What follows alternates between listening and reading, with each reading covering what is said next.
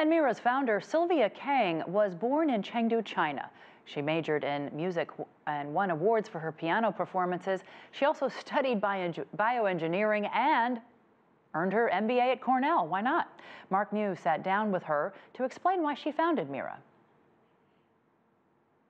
So we started Mira because I have so many friends around me and they're getting delayed maternal age.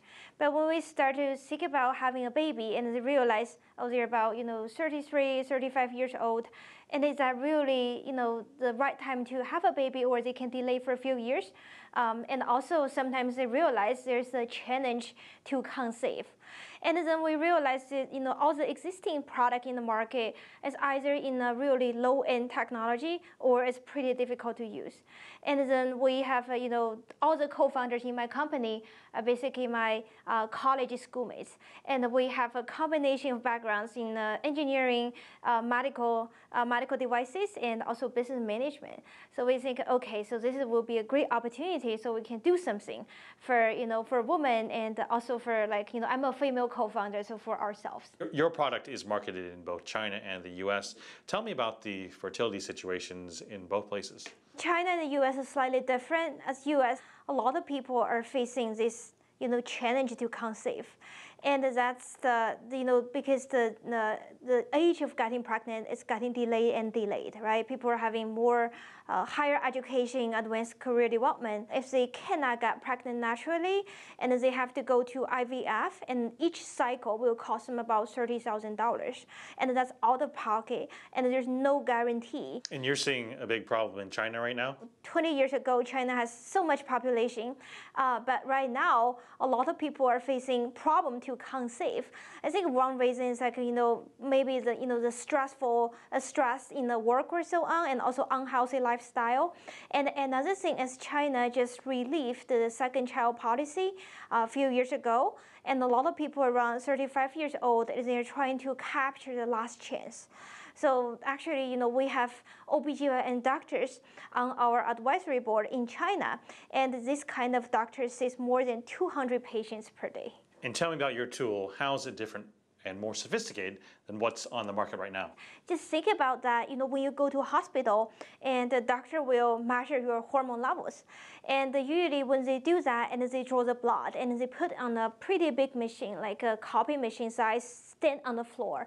And what we're actually doing is to shrink such a big equipment into a palm-sized device.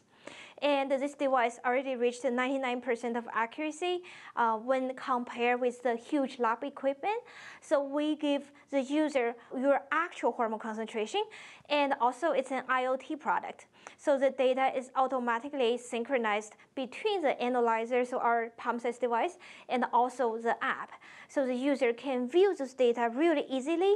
And even more importantly, we have AI on the cloud. So the AI will interpret the data for the user and also give them a behavioral guidance. You have a unique background. I know that you're actually a very accomplished pianist. Yes. So I started playing piano when I was 4, and then I went to a conservatory for a piano major when I was in middle school and high school. And I won some, international piano competitions in Hong Kong and in France. So because I went to, the conservatory for middle school, high school, so actually I never had any science classes during those years. So I self-studied for 6 years of all the science classes because I realized I really love science when I was a teenager. And then somehow I made it to be able to, came to the US for college, and where I, double major in piano and bioengineering a little bit, and eventually I transferred to bioengineering. Most people would say, I became a scientist, perhaps my true passion was piano, but yours is the opposite? Yes, I would say that's the opposite. So I love piano because I played so many years, and arts is definitely one of the most beautiful things in the world. But what I really want to do is I want to understand the science.